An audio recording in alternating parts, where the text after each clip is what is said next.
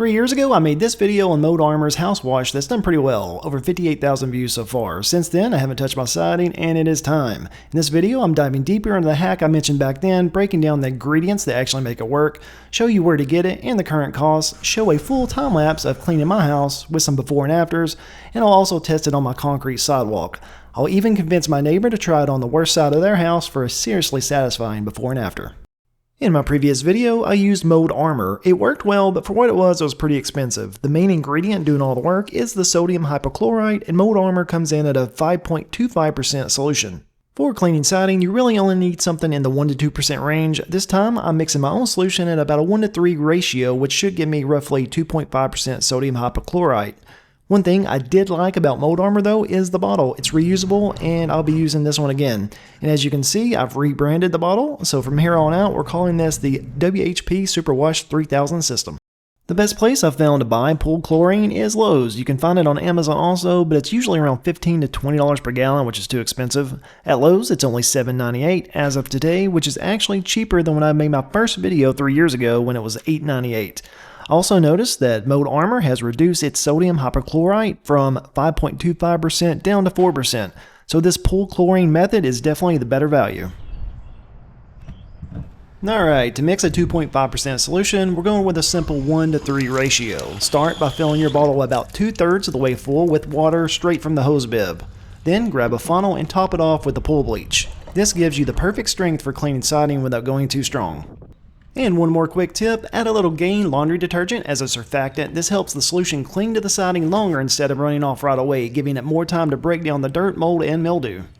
Now with the WHP 3000 locked and loaded, you want to start at the bottom and work your way up. This will help prevent the solution from running down the siding into dirty areas you haven't treated yet. This can cause tiger stripes and can sometimes take additional passes to remove. But as you can see here, in some areas I started at the top by accident and everything worked out fine. Also, didn't use the surfactant hack on my house, but I did later on in the video on my neighbor's house.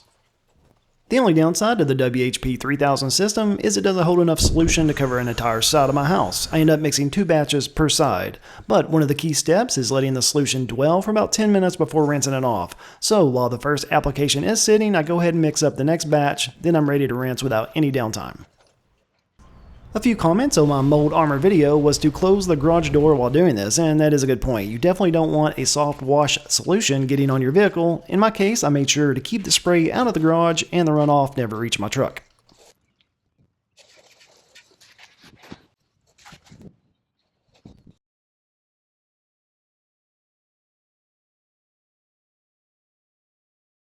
Another step you don't want to skip is watering down any bushes or grass in the area. Even a 2.5% SH solution can damage or kill plants, so it's best to thoroughly soak them before you start and again after you finish.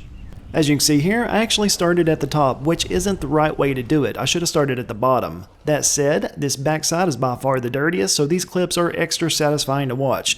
You can really see the difference as the solution does its job and brings the siding back to life.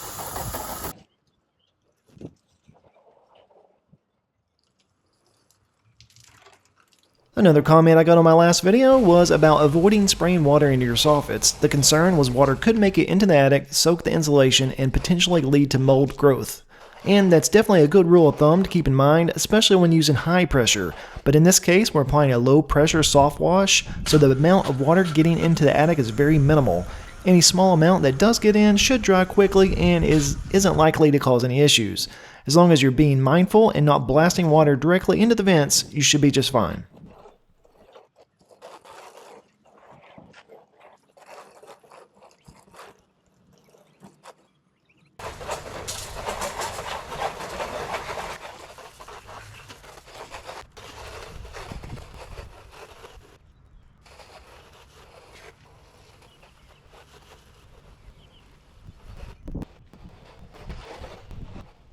After the first application on the back, most of the mold and grime are gone. There are still a couple spots left, especially on that far side past the window, so I'll mix up one more batch and finish it off.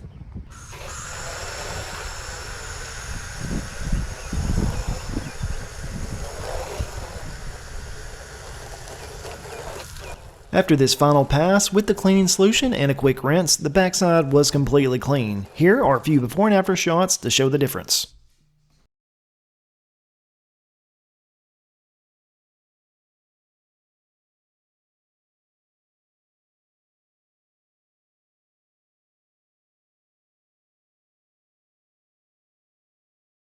This is my next door neighbor's house, and it hadn't been washed for at least 4 or 5 years, and it definitely showed. I had some extra SH left over, so I offered to clean this side of their house for free. This one was a lot more stubborn than mine, and ended up taking about 3 full passes to fully break everything down.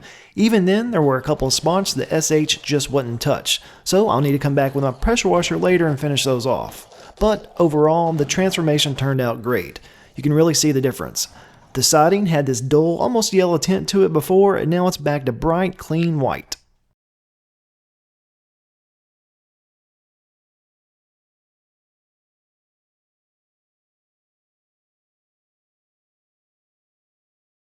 My sidewalk was also in need of a good cleaning, so I decided to use the same 3-to-1 mixture to see how well it would work on this concrete. I applied it evenly, let it dwell for about 10 to 15 minutes, and then rinsed it off. But when I checked the next day, there really wasn't much of a difference. At that point, I went ahead and broke out the pressure washer to finish the job. I may experiment with stronger SH mixes down the road, but for now, it looks like the sidewalk is still going to need its annual pressure washer bath to get it fully clean. And I'll leave you with a video of my 4-year-old golden doodle bugging the crap out of my 13-year-old Aussie doodle. If you found any tips in this video helpful, please be sure to leave a comment down below and think about subscribing. And I'll catch you on the next one.